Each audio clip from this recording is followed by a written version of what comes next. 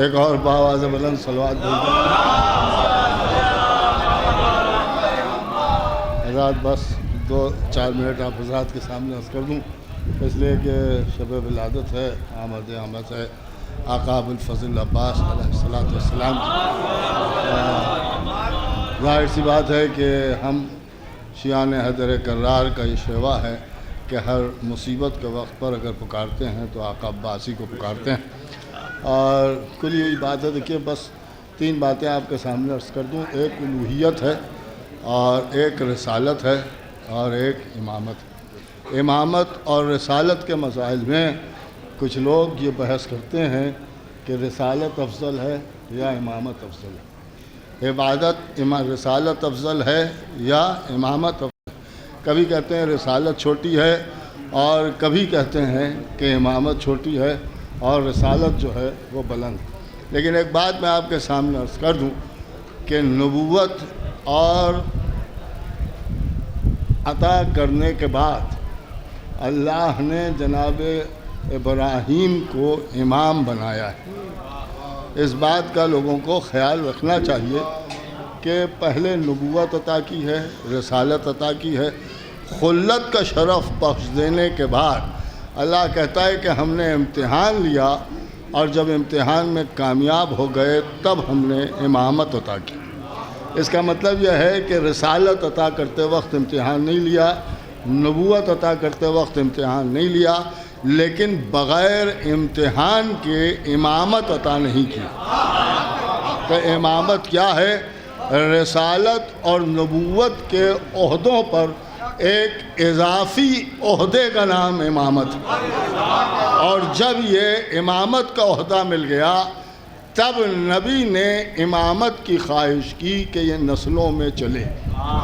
دیکھیے ایک بات بالکل سامنے کی آپ کے سامنے عرض کر رہا ہوں، اس کا مطلب یہ ہے کہ نبی نے امامت کی تمنا کی ہے، رسول نے امامت کی تمنا کی ہے، خلیل نے امامت کی تمنا کی ہے، لیکن پوری تاریخ اسلام پڑھ ڈالیے کبھی کسی امام نے نبی ہونے کی تمنا نہیں کی، کبھی کسی امام نے رسول ہونے کی تمنا نہیں کی، کبھی کسی امام نے پیغمبر ہونے کی تمنا نہیں کی۔ پوری توجہ سنیے گا، اس کا مطلب یہ ہے کہ نبوت کی تمنا کا نام امامت ہے، لیکن امامت کی تمنا کا نام نہ نبوت ہے نہ رسالت ہے۔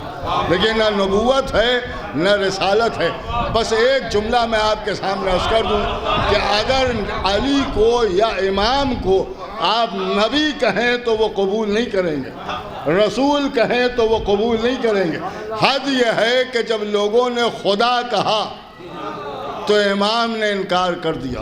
نہیں توجہ فرما رہے ہیں؟ ایک جملہ آپ کے سامنے عرض کر دوں، جو امام خدائی کی تمنا نہیں کرتا، رسالت کی تمنا نہیں کرتا، وہ عباس کی تمنا کرتا۔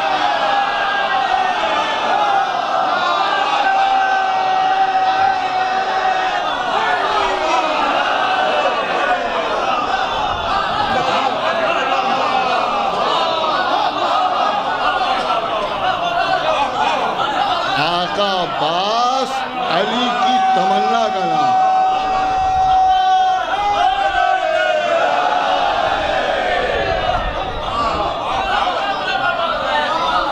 اور جب علی نے تمنا کی ہے تب شہزادی نے فرمایا کہ عباس میرا بیٹا۔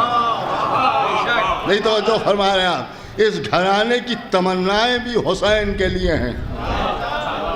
آقا عباس علی کی تمنا ہے، اشک عذاب فاطمہ کی تمنا، اور آقا عباس جب علی کی تمنا کہلائے تو اللہ نے حضرت عباس کو علی کی شبیہ بنا کے کائنات میں بھیجا۔ دیکھیے یہ بھی ضروری تھا۔ بس ایک بات آپ سن لیجیے اس کے بعد دعا کرا دوں، یہ بھی بہت ضروری تھا۔ حضرت عباس کو لوگ خالی تمنا علی سمجھتے ہیں کہ حضرت علی کی تمنا ہے۔ ایک بات میں عرض کروں، خالی علی کی تمنا نہیں ہے بلکہ اللہ کی وحدانیت کی دلیل بھی ہے۔ اس کا سبب یہ ہے کہ اللہ نے علی کو اپنے صفات کا مظہر بنایا، اور جب اپنے صفات کا مظہر بنایا تو جو صفات اس کے ہیں وہ ان کے ہیں، وہ بھی ایک، یہ بھی ایک، نہ اس کا جواب نہ ان کا جواب، نہ اس کا ثانی نہ ان کا ثانی، وہ بھی نور ہے یہ بھی نور ہے۔ دیکھیے اس سے بھی اپنی مرادیں کہی جاتی ہیں، ان سے بھی لوگ مرادیں مانتے ہیں۔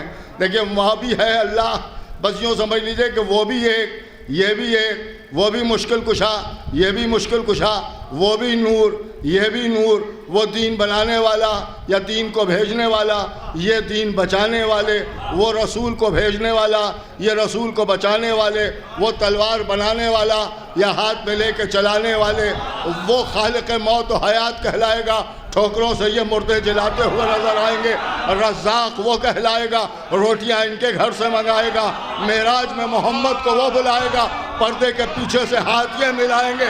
اب جب یہ حالات سامنے آئیں گے، دیکھیے جب یہ حالات سامنے آئیں گے تو لوگ تو یہی کہیں گے کہ وہ خدا ہے یہ بھی خدا ہے، وہ بھی اللہ ہے یہ بھی اللہ ہے۔ علی نے آواز دی پروردگار میں تو تجھے منوانے آیا ہوں، میں خدا بننے نہیں آیا، لہٰذا ضروری ہے کہ تو میرے بیٹے کو میری تصویر بنا دے، ایسا بنا دے کہ اب اسے دیکھا جائے تو مجھے سمجھا جائے۔ اب عباس خالی علی کی تمنا نہیں ہے، اللہ کی وحدانیت کی دلیل بھی ہے، کہ اللہ کی وحدانیت کی دلیل بھی ہے۔ ایسا تصویر بنا کے عباس کو بھیجا گیا کہ اگر باب مدینۃ العلم کہلائے گا تو بیٹا باب المراد کہلائے گا۔ باپ کی آواز ہوگی پوچھو جو پوچھنا ہے، بیٹے کی آواز ہوگی مانگو جو مانگنا ہے۔ اب جب بیٹا کہے گا مانگو جو مانگنا ہے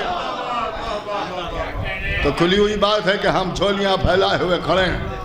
اے باب المراد یہ غلام حاضر ہیں، حاضرین محفل اور بانیان محفل کے طلی مقاصد کو پورا کیجئے، گناہوں کو معاف فرمائیے، جو بیمار ہیں ان کو شفائے کاملہ عطا فرمائیے، جو مقروض ہیں ان کے قرضے ادا ہو جائیں، جن کی بیٹیاں ہیں وہ صاحب عزت کے اپنے گھروں کی ہو جائیں، جن حضرات کی جو حاجتیں ہیں آقا ابوالفضل عباس انہیں بہت جلد پورا کریں۔ اور ایک دعا اس سارے مجمع کی طرف سے آقا ابوالفضل عباس کی آمد کی اس رات میں آقا ابوالفضل عباس سے اور آقا ابوالفضل عباس کے بابا مولا کائنات سے بس ایک دعا اس سارے مجمع کی طرف سے کرتا ہوں۔ اگر آپ کو پسند آئے تو آپ بزور آمین کہیے گا، اور وہ یہ ہے کہ جس طرح گزشتہ سال شبوں میں ہم جلوس عزا سے محروم رہے، مولا اس سال ہمیں محروم نہ رکھیے گا، اور مولا کے تابوت اور جلوس اسی شان سے اٹھیں جس شان سے اٹھا کرتے تھے۔ اور دعاؤں میں دعا یہ ہے کہ ہمارے امام زمانہ کا ظہور جلد از جلد ہو جائے اور ہم سب کو ان کے انصار میں شمار کیا جائے۔